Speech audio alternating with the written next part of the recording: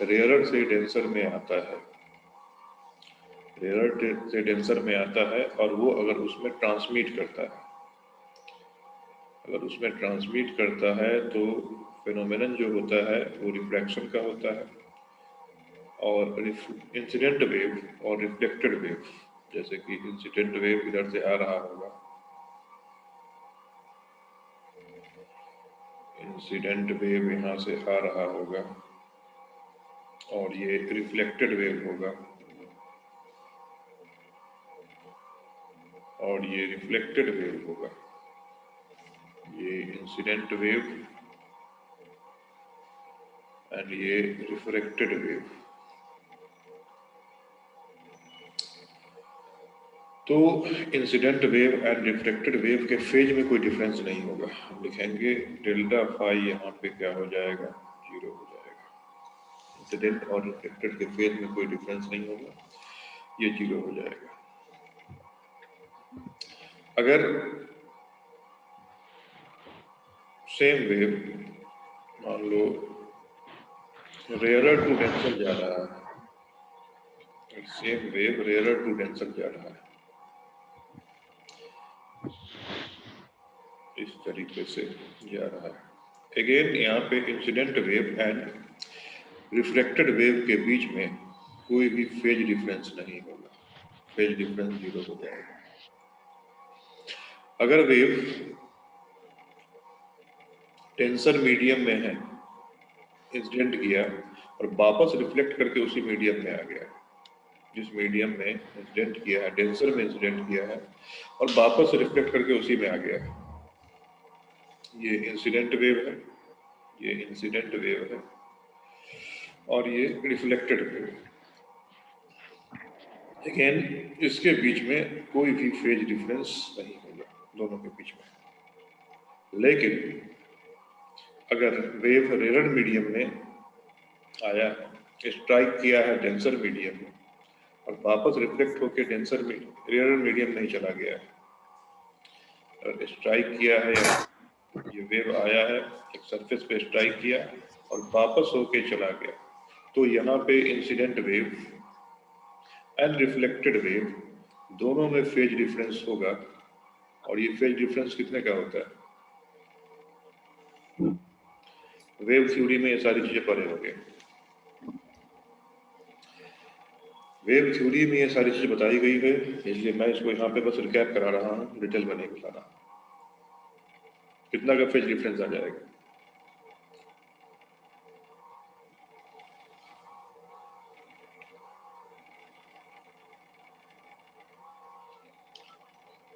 बोलो।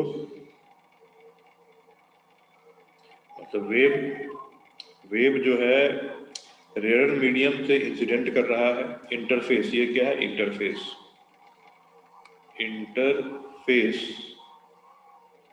Of rare and denser medium पे incident किया और रिफ्लेक्ट होके वापस से उसी मीडियम में चला गया। रेयर मीडियम से आया था, रेयर मीडियम में चला गया, तो incident wave and reflected wave में कितने का फेज डिफरेंस होगा?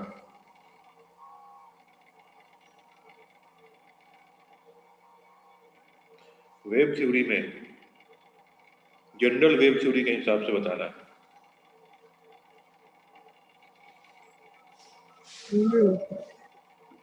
कितना? अरे बताया देखो, ये हम ट्रांसवर्स वेव की बात कर रहे हैं, ये किसके लिए? ये सारा का सारा काम हो रहा है for transverse wave, for transverse wave, transverse wave के लिए किया जा रहा है। लॉन्गिट्यूडनल में कहानी बदल जाती है। तो स्ट्रिंग का वेव कैसा होता है? ट्रांसवर्स होता है कि लॉन्गिट्यूडनल होता है?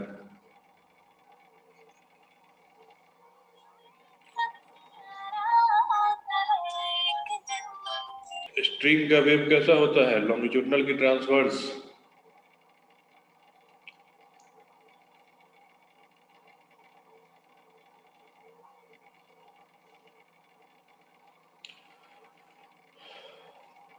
अरे स्ट्रिंग पे जो वेव चलती है वो लॉन्गिट्यूडनल होती है कि transverse?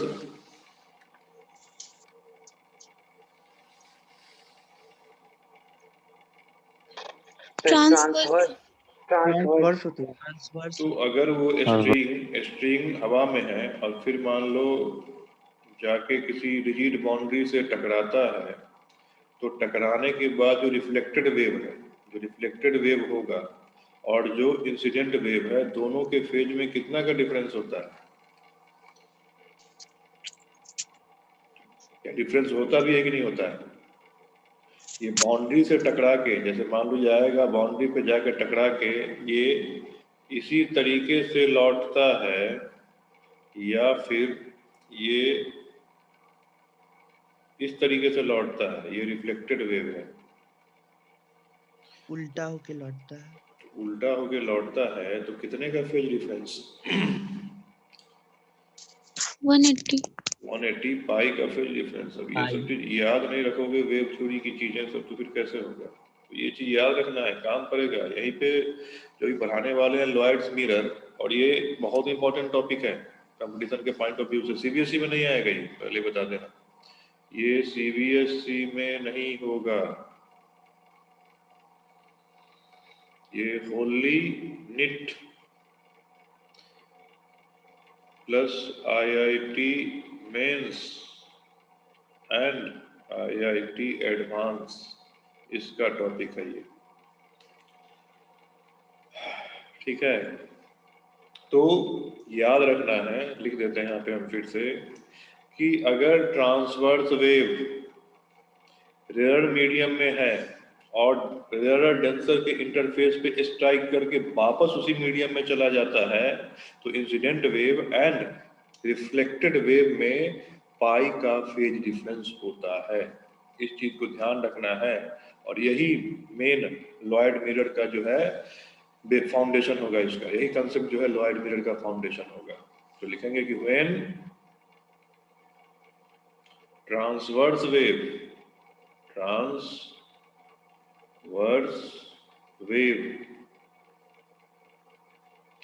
goes from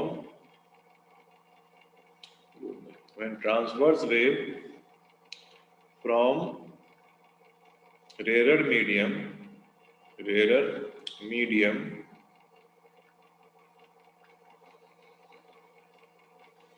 strike interface of rarer and denser, then its corresponding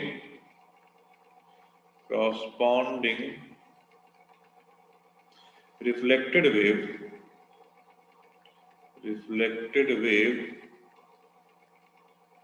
occurs,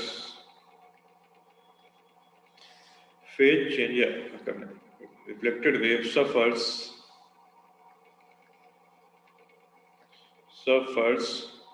phase change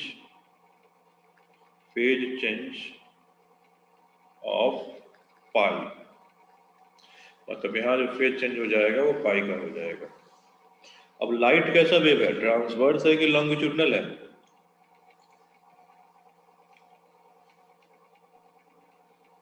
light कैसा वेव है, ट्रांसवर्स की लॉन्गिट्यूडनल?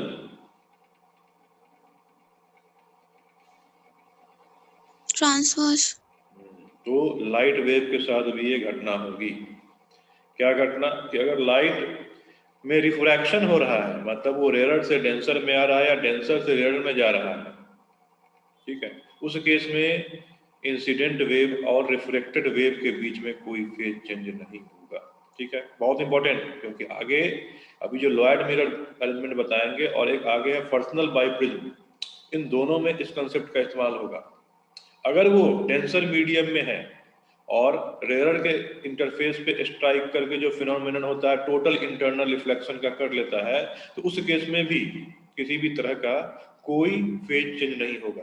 डेंसर में होगा और स्ट्राइक करेगा रेयर के इंटरफेस पे और वहां से मुड़ जाएगा, तो कोई फेज चेंज नहीं होगा। लेकिन अगर रेयर में से आ रहा है और तब जाके रेयर डेंसर के इंटरफेस पे स्ट्राइक करके वापस उसी में रिफ्लेक्ट हो जाएगा, तो उस केस में क्या होगा? उस केस में फेज चेंज होगा और किसका होगा? पाई का होगा।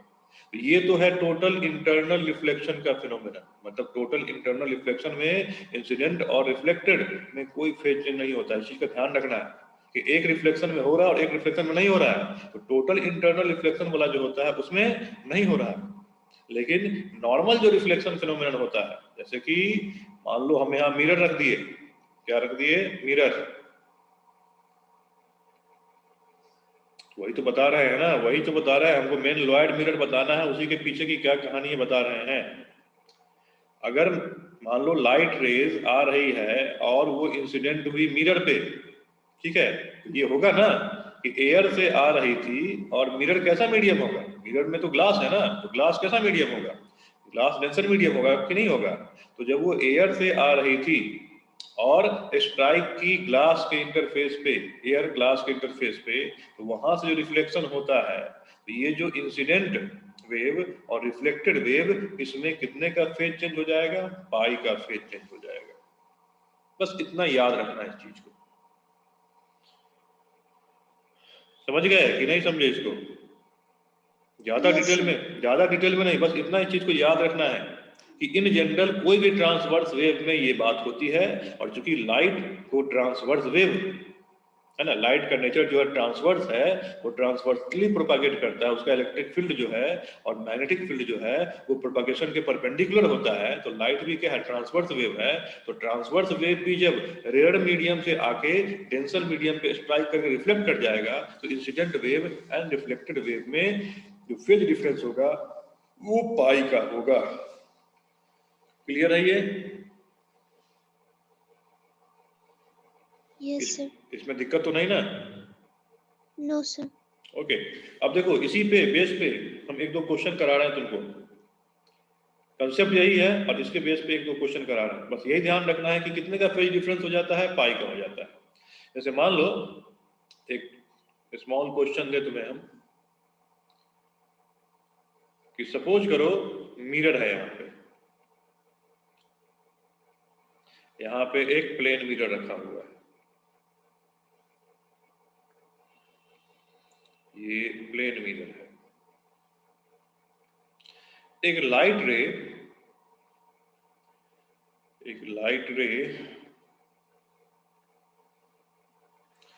इस लाइन पे आ रही है,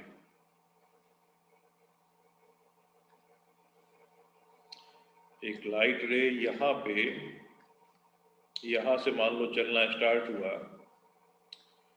और यहां से मान लो सोर्स ऑफ लाइट है, यहां से सोर्स ऑफ लाइट है monochromatic source of light, monochromatic source of light है। और वो जो है इस तरीके से यहां से एक वेव इस मिरर पे नॉर्मली मतलब परपेंडिकुलरली इंसिडेंट कराता है, ठीक है। अब ये एस है और यहां कहीं पे, यहां कहीं पे एक पॉइंट है, उस पॉइंट पे लाइट की इंटेंसिटी डिटेक्ट करने वाला एक इंटेंसिटी डिटेक्टर रखा हुआ है। ये मिरर है, एम डैश जो है मिरर है, और ये परपेंडिकुलर है, और यहाँ पे इंटेंसिटी डिटेक्टर रखा हुआ है जो कि इस मिरर से कुछ दूरी x पे है, जो कि इस मिरर से कुछ दूरी x पे है, और x की वैल्यू 0 नहीं है, x की वैल्यू 0 नहीं है। तो तुम्हें बताना है क्या ये इंटेंसिटी डिटेक्टर मैक्सिमा या मिनिमा किसी पर्टिकुलर x के लिए डिटेक्ट कर सकता है कि नहीं कर सकता है। क्या ये इंटेंसिटी डिटेक्टर किसी पर्टिकुलर x के लिए मैक्सिमा या मिनिमा डिटेक्ट कर सकता है कि नहीं कर सकता है?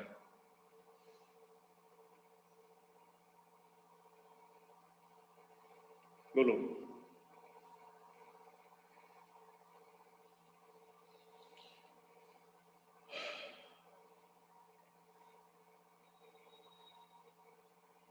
हाँ ना, कुछ तो बोलो। कर सकता है, ओके। तो अगर कर सकता है तो तुम्हें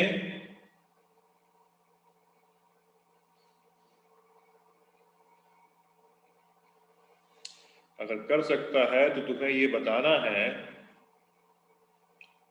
कि मिनिमम x की कितनी वैल्यू होनी चाहिए, x 0 के इक्वल नहीं है, x मिनिमम कितना होना चाहिए जिसके लिए वो मैक्सिमा डिटेक्ट करेगा, मैक्सिमा डिटेक्ट करेगा।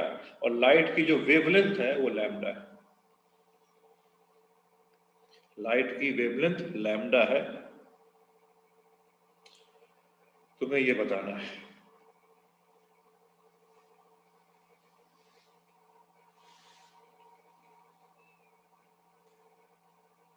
तो देखो, मैक्सिमा मिनिमा डिटेक्ट करने के लिए इंटेंसिटी डिटेक्टर जहां रखा हुआ है उस पॉइंट पे इंटरफेरेंस होना चाहिए कि नहीं? यस सर, होना चाहिए। तो यहाँ पे इंटरफेरेंस के लिए कम से कम 2 वेव चाहिए कि नहीं चाहिए? Yes sir. तो 2 वेव कहां से आएगा? अकेला वेव सर एक इंटरफेरेंस नहीं कर सकता।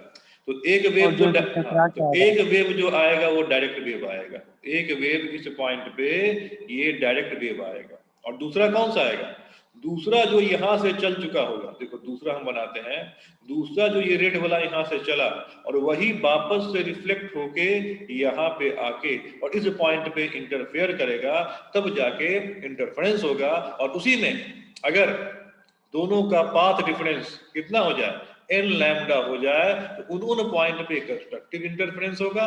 और दोनों का पाथ डिफरेंस अगर 2n plus 1 lambda, 2n plus 1 lambda by 2 या माइनस लैम्डा बाई 2 हो जाए, तो उसमें क्या होगा? डिस्ट्रक्टिव इंटरफेरेंस होगा।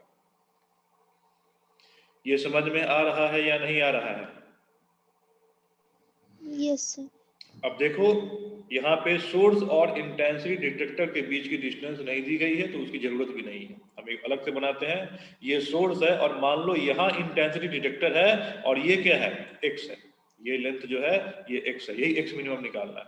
तो देखो, सोर्स से वेव चला, सोर्स से वेव चला और यहाँ पहुंचा। मान लो सोर्स और इंटेंसिटी डिटेक्टर के बीच की डिस्टेंस जो है वो कैपिटल D है।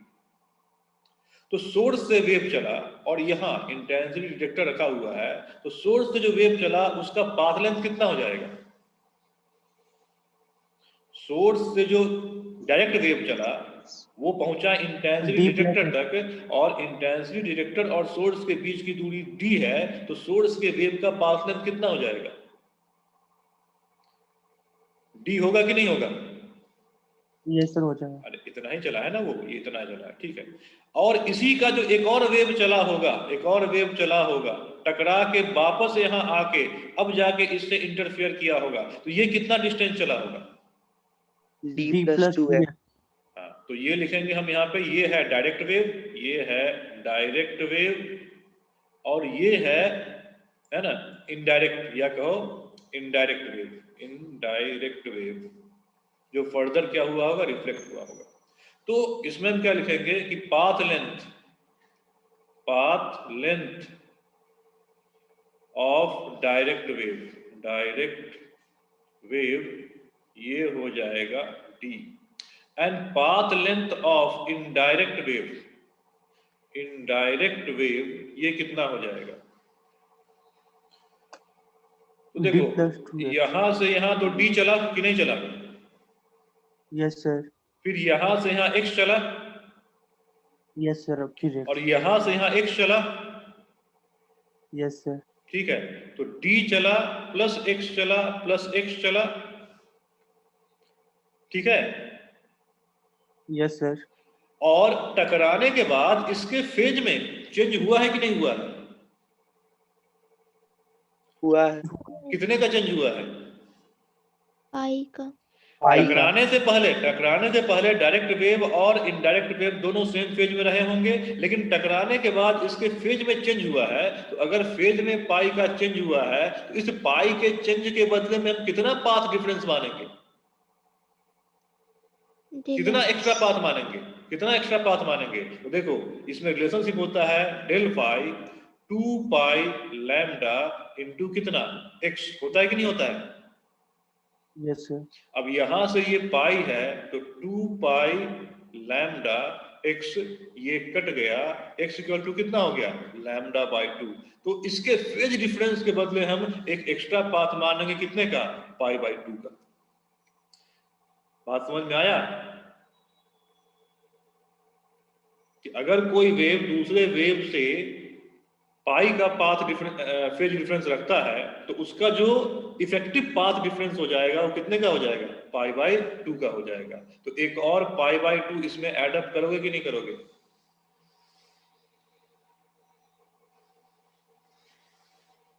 यही चीज समझना है इसमें। इसमें सबसे मेन पॉइंट समझने वाला यही चीज है कि जहां कहीं भी अगर फेज डिफरेंस, दो वेव के बीच में फेज डिफरेंस, जैसे मानते बोलते हैं ना कि दो वेव के बीच में अगर फेज डिफरेंस पाई का है तो डेल्टा एक्स कितना बोलोगे उसके दोनों के बीच का? 2 pi by lambda. 2 pi by lambda, sorry ये तो होता है ना, ये जो है delta x delta phi equal to 2 pi by lambda into delta x equal to lambda into 2 pi into delta phi, बोलोगे कि नहीं बोलोगे? Yes sir.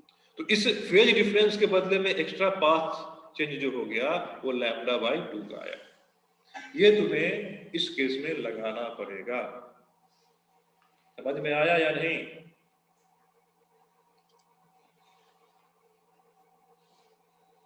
यस सर आया। सर फेज डिफरेंस उसी के कारण आया जो राइट में एक्स डिस्टेंस गया। नहीं नहीं, फेज डिफरेंस रिफ्लेक्शन के कारण। ये जो भी पूरी कहानी बताए हैं, क्या बताया अभी कि अगर कोई ट्रांसवर्स वेव रेयर मीडियम से आता हुआ स्ट्राइक करेगा रेयर इंटरफेस पे और वापस उसी मीडियम में रिफ्लेक्ट हो जाएगा, जो किस केस में होता है, लाइट के केस में होता है कि लाइट वेव अगर एयर से आता हुआ मिरर पे स्ट्राइक करके रिफ्लेक्ट करके चला जाए तो incident wave and reflected wave के बीच में कितने का फेज डिफरेंस होता है? पाई का। पाई का। तो यहाँ जो ये इंसिडेंट वेव है और रिफ्लेक्टेड वेव है, ये जो इंसिडेंट वेव, ये इंसिडेंट वेव और ये जो वेव गया यहाँ से यहाँ तक, यहाँ से यहाँ तक, यहाँ तक, तो इसके बीच में जो फेज डिफरेंस हो जाएगा दोनों। अब जो यहाँ पे इंटरफेयर कर रहे हैं, कौन कौन इंटरफेयर कर रहे हैं? ये नॉर्मल वेव जो डायरेक्ट वेव है और रिफ्लेक्टेड वही इंटरफेयर कर रहा है ना, कि नहीं कर रहा है? Yes sir. तो शुरू में दोनों सेम फेज में रहा होगा कि नहीं रहा होगा? सेम सोर्स से निकल रहा है, तो सेम सोर्स से निकल रहा है, दोनों सेम फेज में रहा होगा कि नहीं रहा होगा? Yes sir. तो टकराने की वजह से इसका जो भी पाथ, ज्योमेट्रिकल पाथ जो भी हुआ हो, ज्योमेट्रिकल पाथ में जो भी चेंज हुआ हो, एक टकराने की वजह से इसके फेज में पाई का चेंज आया होगा कि नहीं आया होगा? Yes sir. और उस रिफ्लेक्शन की वजह से एक्स्ट्रा पाथ चेंज कितना आ जाएगा? वो लैम्डा बाई 2 का आ जाएगा। तो ये जो है तुम्हारा डी एक्स प्लस एक्स, ये कौन सा पाथ चेंज है? ये है ज्योमेट्रिकल पाथ चेंज। ये तुमको दिख रहा है, ये तुमको यहाँ से क्या है, ये इसका पाथ दिख रहा है। और एक्स्ट्रा पाथ जो है ये किसकी वजह से है? ये रिफ्लेक्शन की वजह से। हाँ, ये है रिफ्लेक्शन की वजह से। और रिफ्लेक्शन कैसा होना चाहिए? टोटल इंटरनल रिफ्लेक्शन वाला नहीं। रिफ्लेक्शन कैसा होना चाहिए? नॉर्मल रिफ्लेक्शन फिनोमिनन की लाइट रे एयर से आया, मिरर पे स्ट्राइक किया और रिफ्लेक्ट होके चला गया, उस केस में ये होगा। वही हम यहाँ पे शुरू में ये 4 केस जो बताए हैं, ये कौन सा है? ये केस कौन सा? ये केस फर्स्ट है, ये केस सेकंड है, ये केस थर्ड है और ये केस 4 है। इन तीनों केस में इंसिडेंट वेव और रिफ्लेक्टेड वेव के बीच में कोई भी फेज चेंज नहीं हो रहा है, लेकिन केवल एकमात्र इस केस में फेज चेंज हो रहा है। और यही केस कौन सा होता है? बस जनरल इसे याद रखना है कि कोई रे आएगी, मिरर से टकरा के जब चली जाएगी तो incident ray and reflected ray, और उसके कॉरस्पॉन्डिंग इंसिडेंट वेव और रिफ्लेक्टेड वेव के बीच में कितना होगा? पाई का फेज डिफरेंस हो जाएगा। और इसकी वजह से दोनों के बीच में एक्स्ट्रा जो पाथ डिफरेंस हो जाएगा वो कितने का हो जाएगा? लैम्डा बाई 2 का लैम्डा होगा। बाई 2। कोई दिक्कत इसमें? No sir. तो बस यहाँ पर एक्स्ट्रा कंसेप्ट एक यही है कि जो तुमको एक ज्योमेट्रिकल दिख रहा है, उसके अलावा एक और पाथ डिफरेंस तुमको क्या रखना पड़ेगा? Lambda by 2। अब डेल्टा एक्स कितना लिख देंगे? तो डेल्टा एक्स ये वाला वेव जो चला है और ये जो इफेक्टिव चला है उसके बीच में, तो कितना लिखोगे इसमें? D plus 2x plus lambda by 2 minus D, ये लिखोगे नहीं लिखोगे? दोनों वेव जब इंटरफेयर करेंगे तो उनके बीच में ही पाथ डिफरेंस होना चाहिए। तो देखो डी से डी कट गया तो डेल एक्स कितना आ गया? 2x प्लस लैम्डा बाई 2 हुआ कि नहीं हुआ? तो वैसे भी सोच सकते हो, यहां से जब चला होगा ये वेव और ये वेव चला होगा तो ये तो कोई पाथ चेंज नहीं आया होगा, तो एक ज्योमेट्रिकल पाथ चेंज कितना आया, ये जो एक्स्ट्रा इधर चला और रिफ्लेक्ट होकर एक्स्ट्रा x आया तो 2x आया, और एक रिफ्लेक्शन की वजह से जो पाथ चेंज आया वो कितना आया, λ/2 का आया। ये बात समझ में आ गई?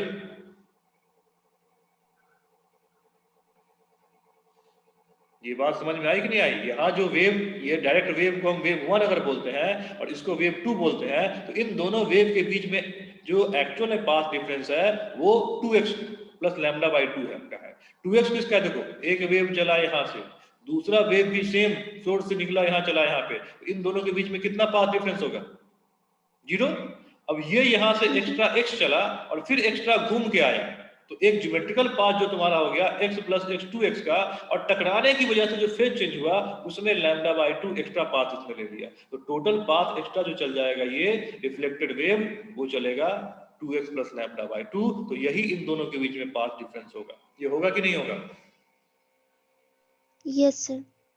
अब पूछ रहा है कि अगर इस पॉइंट पे कंस्ट्रक्टिव इंटरफेरेंस हो रहा है और x की वैल्यू 0 नहीं होनी चाहिए, मतलब यहाँ पे x की वैल्यू 0 नहीं होनी चाहिए, ये x 0 नहीं होगा तो x कुछ ना कुछ नॉन जीरो होगा, तो डेल्टा x कितना होगा यहाँ पे, तो डेल्टा x की वैल्यू कितनी होती है, डेल्टा x की वैल्यू जो है n लैम्डा होनी चाहिए। अब n लैम्डा में अगर n इक्वल टू 0 डालते हो तो ये क्या आ जाएगा, 2x प्लस λ/2 इक्वल टू 0 आएगा, और x निगेटिव, हम यहाँ x मेजर कर रहे हैं डिस्टेंस निगेटिव में नहीं होना चाहिए, तो n की वैल्यू हम 0 नहीं ले सकते हैं, n की वैल्यू 0 नहीं ले सकते हैं, और फिर n की वैल्यू जब 1 लेंगे तो डेल्टा s कितना हो जाएगा, n की वैल्यू जब 1 लेंगे तो डेल्टा s क्या लैम्डा पे होगा कि नहीं होगा। अब यहाँ पे कंस्ट्रक्टिव इंटरफेरेंस होने के लिए डेल्टा x जो पाथ डिफरेंस है वो डेल्टा x या तो 0 हो, या लैम्डा हो, 2 लैम्डा हो, 3 लैम्डा हो, 4 लैम्डा, इस सब पे कंस्ट्रक्टिव इंटरफेरेंस मिलेगा कि नहीं मिलेगा? यस सर मिलेगा। तो यहाँ हमें जो इक्वेशन में आया है 2x प्लस λ/2 आया है, तो जब हम डेल्टा x 0 डालेंगे तो ये क्या आएगा, 2x प्लस λ/2, तो यहाँ से x की वैल्यू माइनस λ/4, निगेटिव हम डिस्कार्ड कर देंगे क्योंकि हम x क्या है डिस्टेंस मेजर कर रहे हैं, तो निगेटिव नहीं लेंगे। जब डेल्टा x, ये तो पहला केस हो गया, दूसरा केस में जब ये लैम्डा लेंगे तो ये लैम्डा 2x प्लस λ/2, अब यहाँ पे कितना x इक्वल टू λ/4 आएगा कि नहीं आएगा,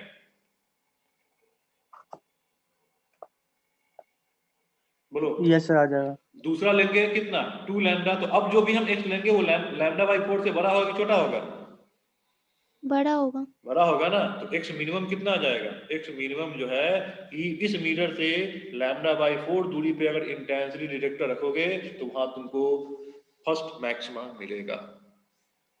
समझ में आया? Yes sir. ठीक है, तो ऐसे क्वेश्चन, अब इस यही लॉयड मिरर के ऐसे क्वेश्चन हो सकते हैं। तो ऐसे ही मिरर का सेटअप, ऐसे मिरर और सोर्स ऑफ लाइट का सेटअप जो होगा उससे हम लॉयड मिरर का अरेंजमेंट बोल सकते हैं, बट एक्चुअल जो अरेंजमेंट है लॉयड मिरर का वो कुछ और है, वो हम बाद में बता रहे हैं अभी। इससे पहले इस कंसेप्ट के बेस पे एक दो क्वेश्चन कर लेते हैं। अब देखो, एक पूछा हुआ क्वेश्चन तुमको बता रहा है, हटाएं इसको।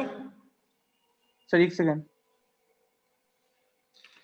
एक पूछा हुआ क्वेश्चन जो कि अपने समय में शायद कोई स्टूडेंट नहीं बनाया था, यस सर हो गया।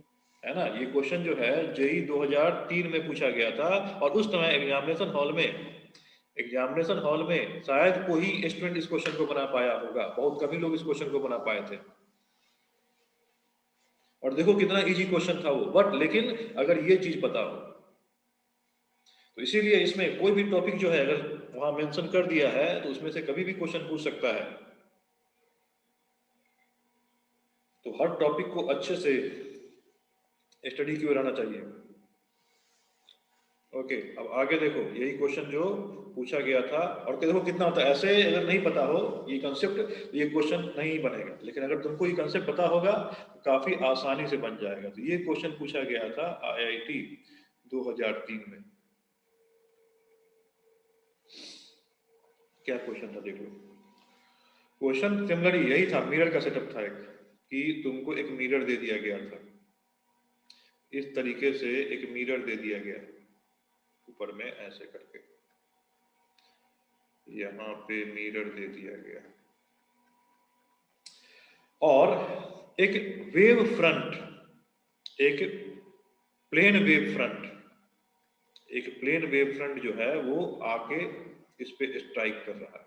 तो मान लो ये प्लेन वेव फ्रंट है, ये प्लेन वेव फ्रंट और उसके जो क्रॉसपॉन्डिंग रेज हैं, उसके जो क्रॉसपॉन्डिंग रेज हैं वो भी इसमें दिखाए गए हैं। तो ये क्रॉसपॉन्डिंग रेज जो होगा क्या होगा, ये इसके परपेंडिकुलर आ जाएगा। तो एक रेज यहाँ है और एक रेज इसका यहाँ है। बिल्कुल जो एग्जैक्ट क्वेश्चन है उसी के हिसाब से हम नोटेशन डाल रहे हैं। वेव फ्रंट सीपी है, सीपी क्या है, वेव फ्रंट है। सीपी जो है वो प्लेन वेव फ्रंट है, प्लेन वेव फ्रंट, ठीक है। और ये ए नाम दिया गया था, यहाँ पे इसका नाम ओ दिया गया था, और पॉइंट पी यहीं पे। उसके बाद और देखो ये काफी आसान क्वेश्चन है, कंसेप्ट समझ में आ गया होगा तो तुरंत बना दोगे तुम इस क्वेश्चन को। ये डिस्टेंस यहां से दी गई थी और ये यहाँ पे स्ट्राइक कर रहा है, ये जो है ना यहाँ पे स्ट्राइक कर रहा है और स्ट्राइक करके फिर से ये वापस से ऐसे आ रहा है। स्ट्राइक करने के बाद ये रे जो है वापस से ऐसे यहाँ पे आ रहा है। ये एंगल थीटा है तो ये एंगल भी थीटा होगी, ठीक है। और ये डिस्टेंस ये यहाँ पे आर था, आरपी जो था ये डिस्टेंस डी दिया गया था, और लाइट की वेवलेंथ जो थी लैम्डा थी, वेवलेंथ ऑफ लाइट लैम्डा थी। तुमसे पूछा था कि क्वेश्चन में ये था कि फाइंड द कंडीशन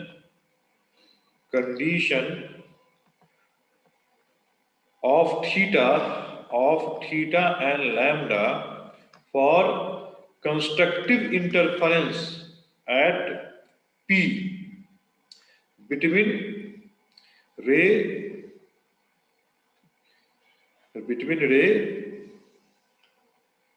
ये BP है, ये BP है, between ray BP and reflected ray कौन सा हो जाएगा, OP। और ऑप्शन भी दिए गए थे। फर्स्ट ऑप्शन जो था इसमें cos theta equal to 3 lambda by 2 D था। Second option cos theta equal to lambda by 4 D था। थर्ड ऑप्शन था sec theta minus cos theta equal to lambda by D, and fourth option जो था वो था sec theta minus cos theta equal to 4 lambda by D.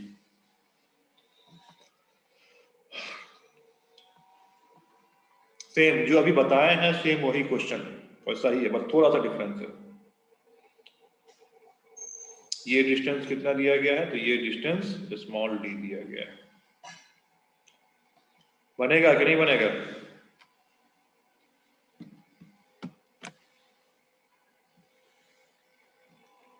जल्दी बोलो, समय नहीं है।